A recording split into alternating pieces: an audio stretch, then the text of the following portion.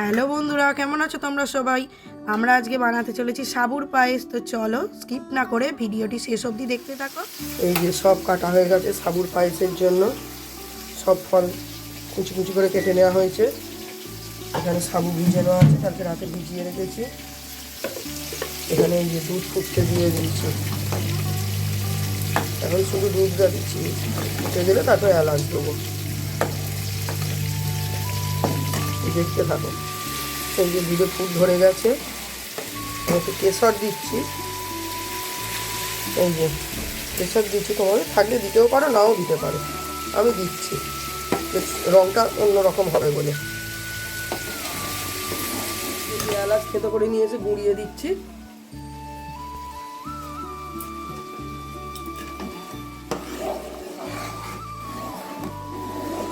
এই যে চিনি দিচ্ছি, যে যেমন মিষ্টি খাবে সে তেমন চিনি দেবে। আমি একটু বেশি করেই দিচ্ছি, পায়েস তো চিনিটা একটু না দিলে বেশ মিষ্টি মিষ্টি খেতে ভালো লাগবে না।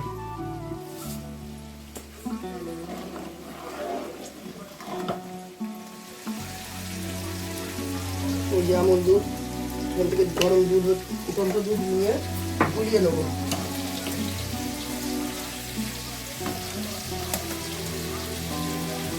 ভালো করে গুলোতে হবে এটাকে। আমল দুধ গোলা হয়ে গেছে, দেখে নিতে হবে চামচের সাহায্যে কোনো ডালা ডালা কোনো বস্তু আছে নাকি আমল দুধে। এই যে হালকা হালকা করে গরম দুধে মিশিয়ে নিতে হবে, অল্প অল্প করে মিশিয়ে আবার কিছুটা করে হাতাটা দিয়ে নেড়ে নিতে হবে। তো চলো আগে আমরা গরম দুধের সাথে আমল দুধটা মিশিয়ে নিই। সাবুটা আস্তে আস্তে এবার মেশাবো। এই যে দুধের কালারটা কি সুন্দর হয়ে গেছে কেশরটা দেওয়ার জন্য। এবার খালি নাড়তে থাকবো, মেশাবো আর নাড়তে থাকবো, নাহলে সাবু তো জমে যাবে। তো চলো পুরোটা মিশিয়ে নিই, তারপর দেখাচ্ছি। এবার আস্তে আস্তে সমস্ত কিছু দিয়ে দেবো। প্রথমে আমরা খেজুরটা দিয়ে দিচ্ছি, সবই একটা একটা করে দিয়ে দেবো আর কি। এবার শসা,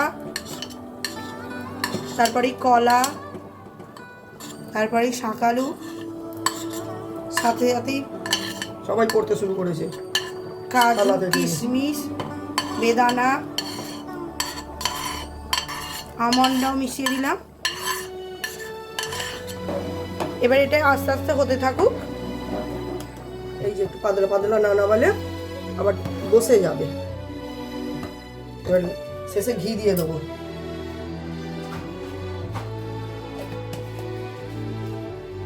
বাটিতে তুলে দেখা। আমাদের তৈরি সাবুর পায়েস কত সুন্দর দেখতে হয়েছে। এবার আমরা মহাদেবকে অর্পণ করব। যদি এই ভিডিওটি তোমাদের ভালো লাগে তাহলে please do like, comment, share আর সাবস্ক্রাইব করতে ভুলো না। চলো দেখা হচ্ছে পরের ভিডিওয়।